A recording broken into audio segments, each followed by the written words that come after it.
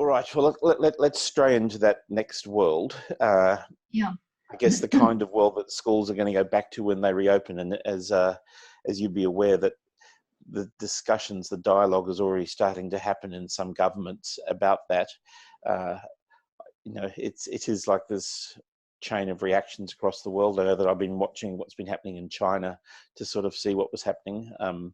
I did an interesting Google search this morning on the image of school social distancing reopen, and then looked at the images that were there. There's not too many, but the one thing that struck me was that none of them looked like the romanticised view of governments about reopening schools.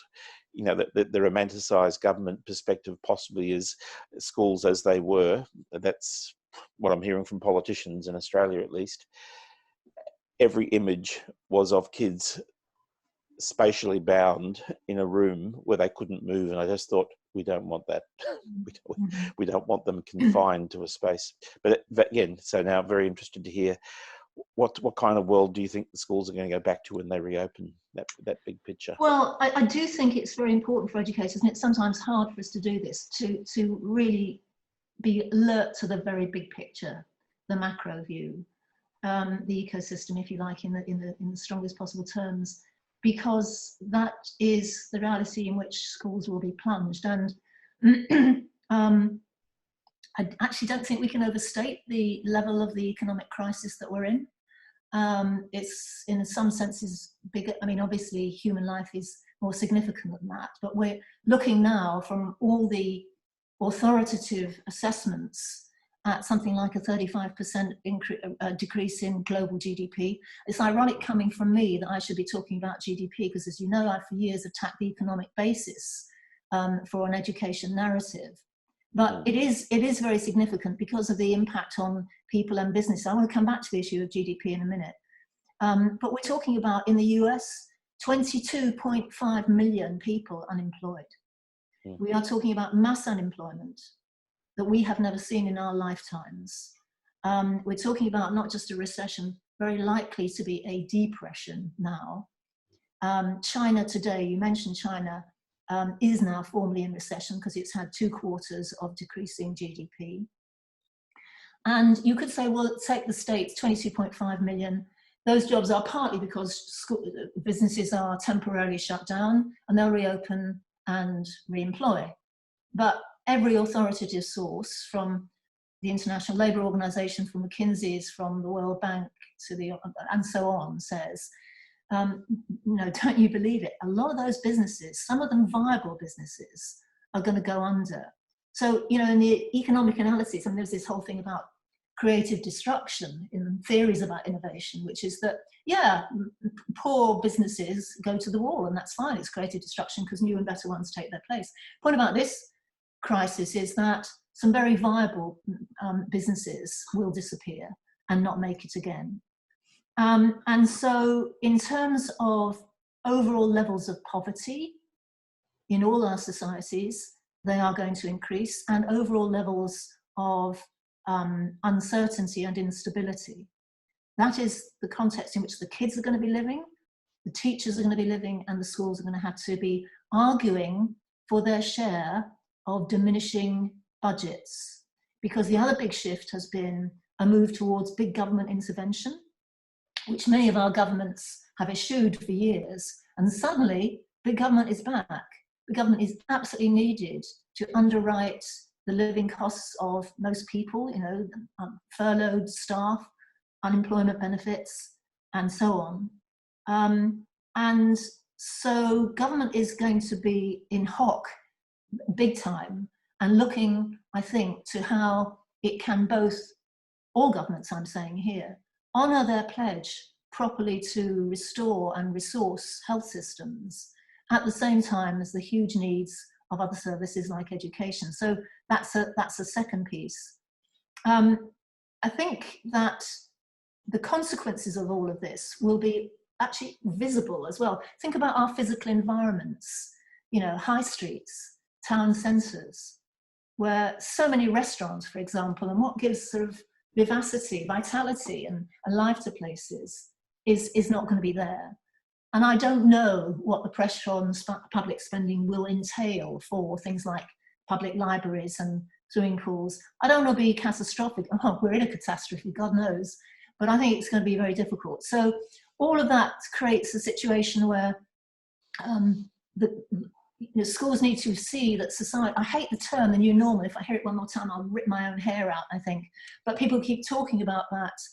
It is not a thing. It is going to be a process, but it is going to be very big. And I think talking about businesses that won't reappear, the other thing that analysts are pretty clear about is accelerated levels of automation.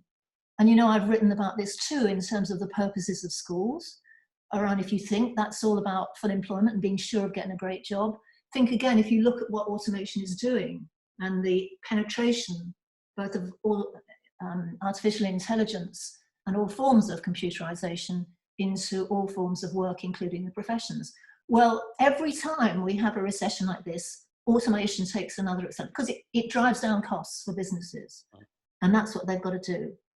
So I think that's the third piece. And I think also, because of the way some governments have handled this, although big government is back in terms of seeking to obviously restore the economies and shore up businesses, people have been very distrustful of the government's handling of this and their lack of transparency. And I don't know that trust in government will be particularly enhanced by all of this. I think that was a point maybe to be explored at another time.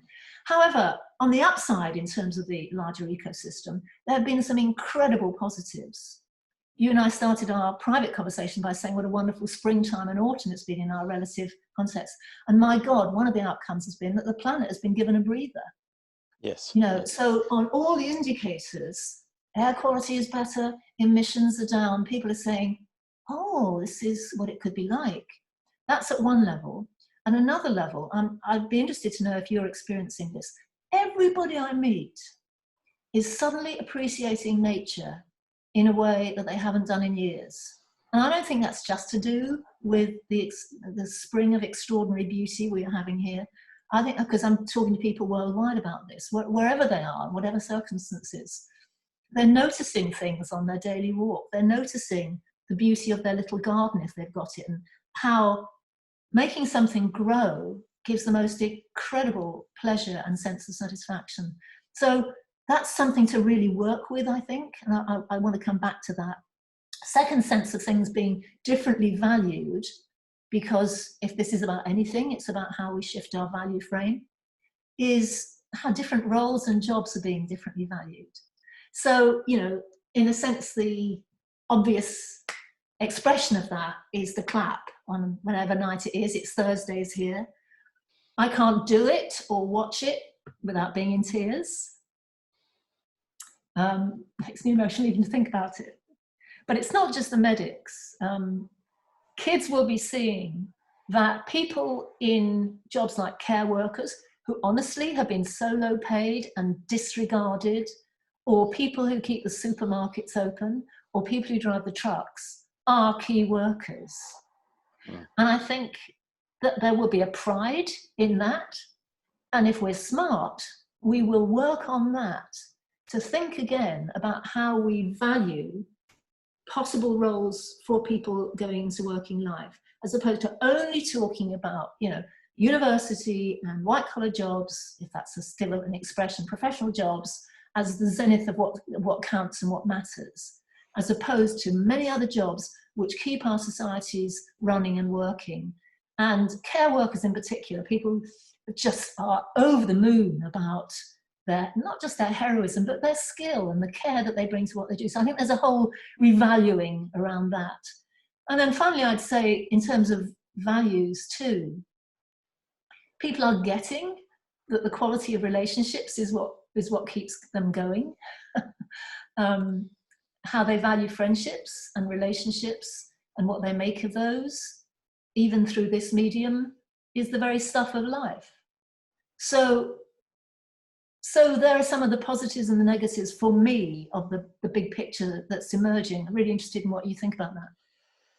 Yeah, I think a lot of what you've just touched on is very, very relevant, both at the national and also the local level, say in Australia. If I go back to the care worker, at the moment, there's 3 or 4 people I will want to meet and say thank you to, because I can't visit my father or my parents. Dad's 99, mum's about to turn 95. We can't visit them, but there is someone that's coming in 3 times a week and taking Dad for a walk. No, we can't do that. And I keep thinking, okay, that sort of role is absolutely proving to be critical at this point, because these are the people that are keeping, they're the glue that are keeping the families, the relationships, and everything else still happening, going through. But I think I think if I was able to influence one type of person into the future, it would be whoever was the budget controller of the education systems, to recognise that there is an enormous saving if you just dispense with exams. I know that in the New South Wales system years ago, when we'd been arguing to get rid of the Year 10 exams, the statewide exams, all of the education arguments fell short until some person in the economic realm, finance department, worked out that they could save X amount of money if they just got rid of that exam, and there was basically no loss. I would hope that at the government level, as we're talking about what survives and what goes, and I agree with you completely, there'll be a lot of that, a lot of what survives and what goes, is that you've got the right people breathing into those conversations, because we need the community resources retained. I think one big thing for me that it's only going to start emerging is I'm watching the blurring of lines between the grassroots teachers, whether they're government or non-government schools. There's sharing of resources, sharing of challenges is happening, and there's no discussion about what sector are you working in.